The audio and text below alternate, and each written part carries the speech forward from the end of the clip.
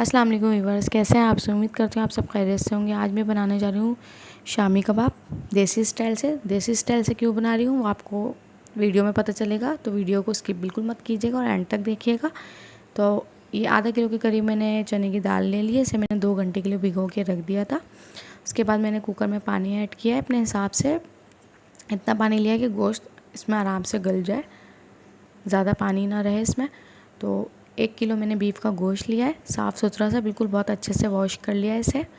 आप चाहें तो मटन का भी ले सकते हैं। इसके बाद मैंने ऐड किया है इसमें नमक हस्बे जायका। फिर इसके बाद मैंने 1.5 टेबल स्पून मैंने इसमें सफ़ेद ज़ीरा ऐड किया है।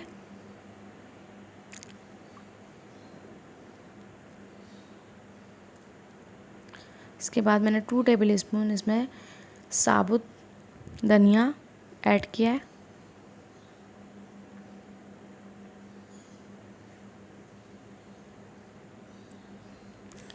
वन टीस्पून मैंने इसमें काली मिर्च ऐड की है। हाफ़ टी स्पून मैंने इसमें लौंग ऐड की है। लौंग आप 5 से 6 ले सकते हैं। 2 मैंने बड़ी इलायची ऐड की है इसमें।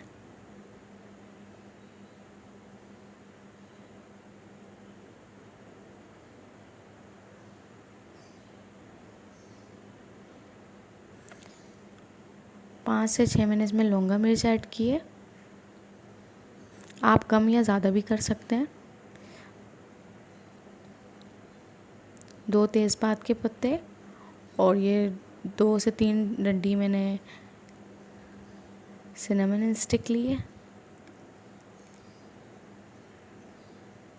मतलब दालचीनी ली है, दालचीनी के टुकड़े लिए। अब इसे मैं 2 से 3 मिनट के लिए मैंने इसे कुकर में पकाया है। इसके बाद मैंने इसमें 1 मीडियम साइज़ का प्याज ऐड किया है, मोटा मोटा काट के आप ऐड कर सकते हैं इसमें।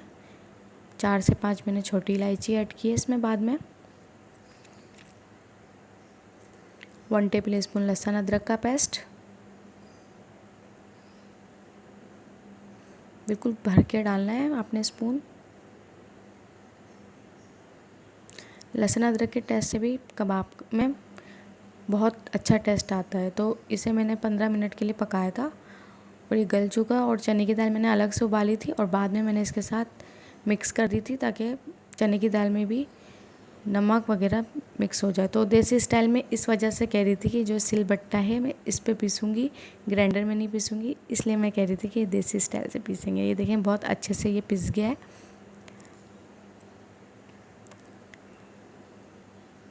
ये मैंने थोड़ा सा हरा धनिया ग्राइंडर कर लिया है, इसे मैंने ग्राइंडर में किया है। हरा धनिया, पुदीना और ये मैंने ब्रेड क्रम्स ऐड किए हैं इसमें 1 कप। 4 से 5 हरी मिर्ची ऐड की है। आप कम या ज़्यादा भी कर सकते हैं, मैंने कम ऐड की है थोड़ी।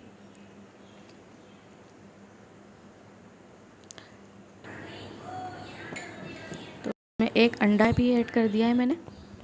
इसके बाद मैंने ये 1 मीडियम साइज़ की प्याज ली थी, इसे मैंने बारीक बारीक चॉप्ड कर लिया था।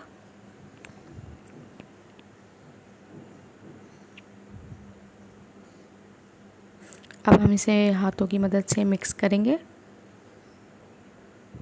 आप चाहें तो ग्लव्स पहन के मिक्स करें क्योंकि इससे हाथों में जलन हो जाती है। तो मैंने तो ऐसे ही कर लिया था क्योंकि इस तरह से आदत है।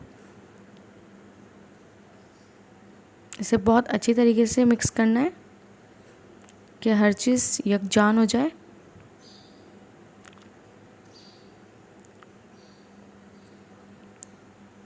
अगर आप मेरे चैनल पे न्यू है तो मेरे चैनल को सब्सक्राइब कर लें और बेल आइकन के बटन को प्रेस करना ना भूलिएगा। उससे आपको मेरी हर न्यू आने वाली वीडियो की नोटिफिकेशन मिलती रहेगी।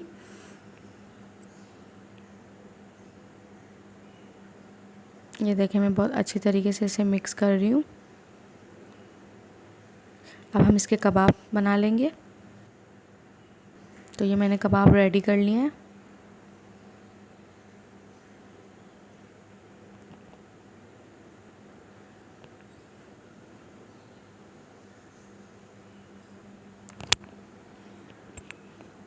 अब हम ऑयल को गरम करेंगे और इसमें कबाब फ्राई करने की तैयारी करते हैं। ऑयल को मैंने गरम रख लिया है बिल्कुल मीडियम फ्लेम पे।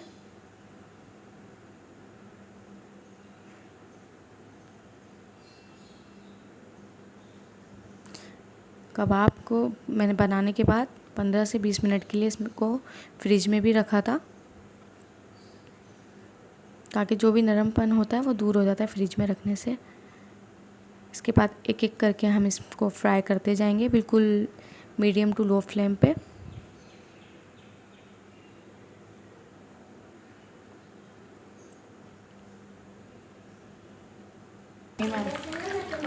आपको बना दूँ फिर रोटी।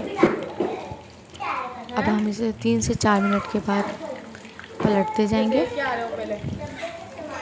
और दोनों साइड से इसे अच्छी तरीके से फ्राई कर लेंगे। तो ये रेडी हो चुके हैं। अब हम इसे डिश आउट करेंगे।